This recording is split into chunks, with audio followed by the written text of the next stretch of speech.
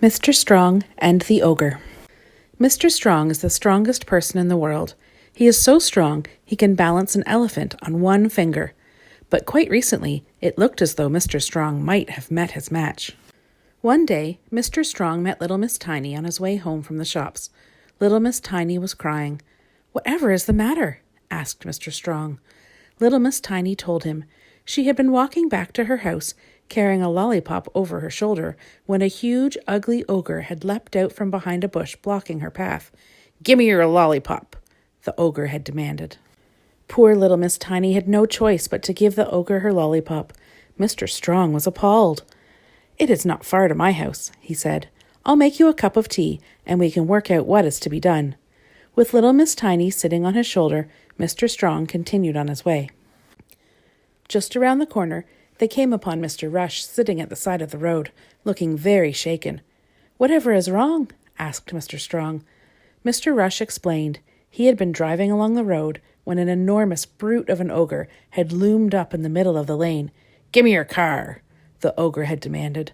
Poor Mr. Rush had no choice but to hand over his car and watch helplessly as the ogre drove it away. Mr. Strong suggested that Mr. Rush join him and little Miss Tiny for tea. They had walked the last half a mile to Mr. Strong's house when they met a very upset and indignant Mr. Uppity. This time, Mr. Strong had a very good idea what the matter was. Mr. Uppity had been on his way to the bank to count his money when a huge, horrible ogre had stepped out from behind a tree, forcing Mr. Uppity to stop. "Gimme your hat," the ogre had roared. Poor Mr. Uppity had no choice but to give the ogre his hat, which, not surprisingly, was far too small for the ogre. "I've heard enough," announced Mr. Strong. "Go inside and make yourself some tea. I'm off to find this ogre. I shan't be long." Mr. Strong had a pretty good idea where he might find the ogre. Behind his garden, on the other side of the hill, there was a cave in the woods. Sure enough, this was where Mr. Strong found the ogre, lounging in the entrance to the cave, eating little Miss Tiny's lollipop. The only trouble was, there was not one ogre, but 3. They were brothers. The ogres slowly raised themselves to their full menacing height. Undaunted, Mr. Strong marched up to the ogres and introduced himself.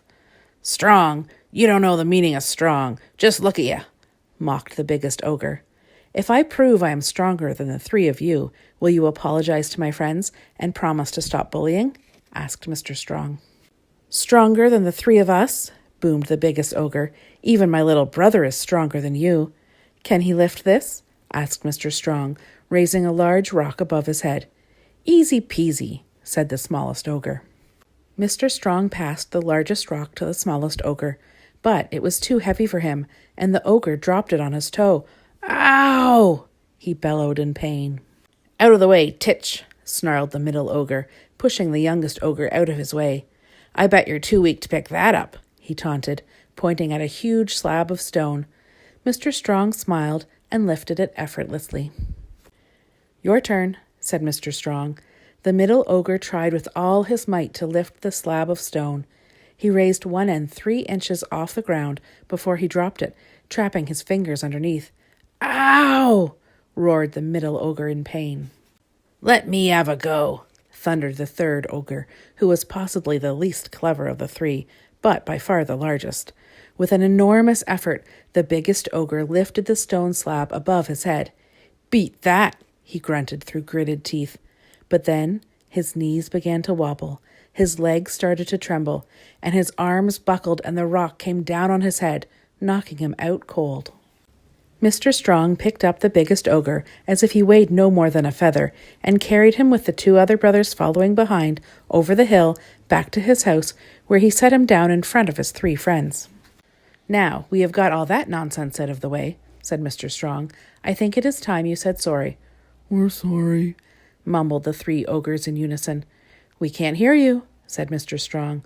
"We're very sorry," said the ogre brothers more clearly. "Now that's done, we can all have some tea," announced Mr. Strong, which they did. Although the ogres did not stay long, as tea parties are not really their thing.